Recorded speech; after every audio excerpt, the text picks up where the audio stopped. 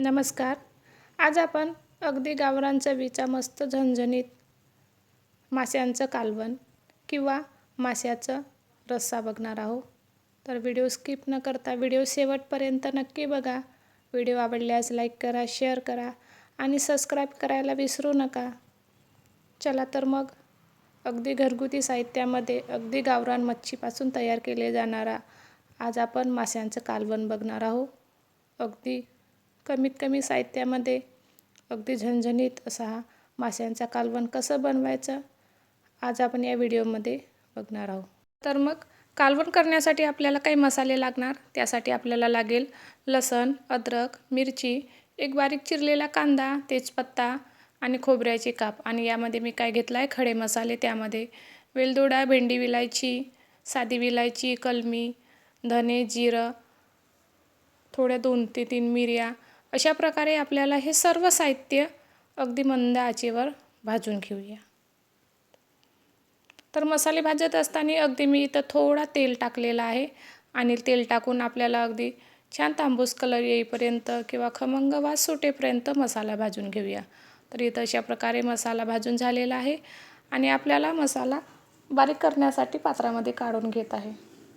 तर अशा प्रकारे मसाला जोपर्यंत थंड होत नाही तोपर्यंत आपण मासा बघूया. तर मासा अशा प्रकारे मी स्वच्छ धुवून घेतलेला आहे.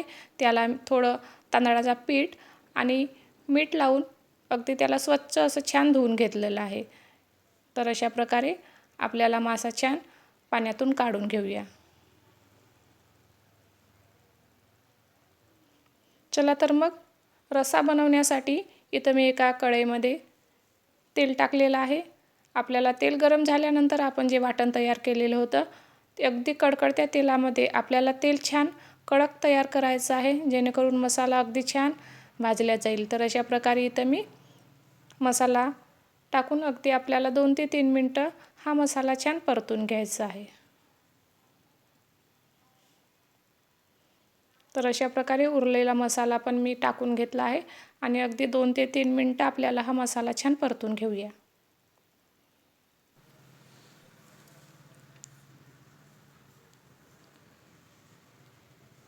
चला तर मग इथं आपला मसाला छान भाजून झालेला आहे. अगदी मसाला छान दाणेदार झालेला आहे म्हणजे आणि कडेला तेल पण सुटलेलं आहे म्हणजे इथं आपला मसाला तयार आहे. तर यामध्ये मी टाकणार आहे 1 चम्मच गरम मसाला, अर्धा चम्मच हळद, अर्धा चम्मच गोडा मसाला आणि मोठ्या चमच्याने 1 चम्मच तिखट, चवीनुसार मीठ. तर अशा प्रकारे आपल्याला इथं छान हिरवीगार कोथिंबीर टाकून घ्यायची आहे आणि अगदी 2 ते 3 मिनटं सर्व मसाले छान तेलामध्ये भाजून घ्यायचं आहे. तर नंतर इथं मी आपण जो वाटण तयार केलेला होता त्याचा पाणी यामध्ये टाकून अगदी आपल्याला हे सर्व मिश्रण छान एकजीव करून घ्यायचं आहे आणि अगदी 2 ते 3 मिनटं आपल्याला हा मसाला पुन्हा छान परतून घ्यायचा आहे.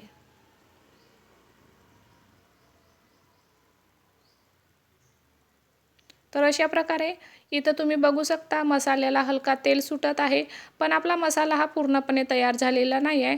आपण आता काय करणार, ह्या स्टेजवर आपण अगदी 2 ते 3 मिनटं मसाला अशा प्रकारे झाकून शिजवल्यानंतर मसाल्याला छान तेल सुटतो आणि मसाला असा छान शिजला जातो. तर तुम्ही बघू शकता अगदी 1 ते 2 मिनटं मी छान मसाला अशा प्रकारे शिजवून घेतलेला आहे.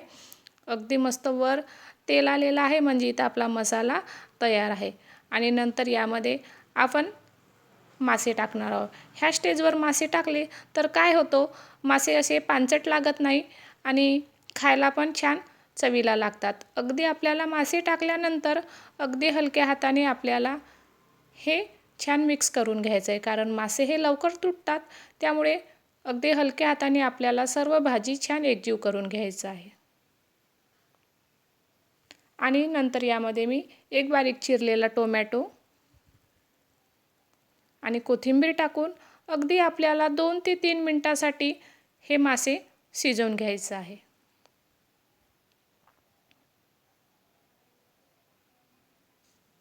चला तर मग इथं जवळपास 2 ते 3 मिनटं झालेली आहे. तुम्ही बघू शकता माशाला छान कलर आलेला आहे. मासे हे फुलल्यासारखे झाले आहे आणि ह्या स्टेजवर आपल्याला अगदी हलक्या हाताने अगदी बिलकुल सहज मासे तुटणार नाही याची काळजी घेऊन आपल्याला भाजी घाटायची आहे.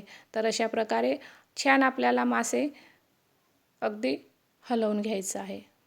आणि नंतर तुम्हाला आवश्यकतेनुसार इथं पाणी टाकायचं आहे. तर इथं जवळपास मी अर्धा ग्लास पाणी टाकलेलं आहे. तुम्हाला रस्सा कितपत करायचा आहे त्याच्यानुसार आपल्याला पाण्याचा वापर करायचा आहे. तर अशा प्रकारे पाणी टाकल्यानंतर अगदी 2 ते 3 मिनटासाठी किंवा एक उकळी येईपर्यंत आपल्याला मासे हे पुन्हा शिजवून घ्यायचं आहे.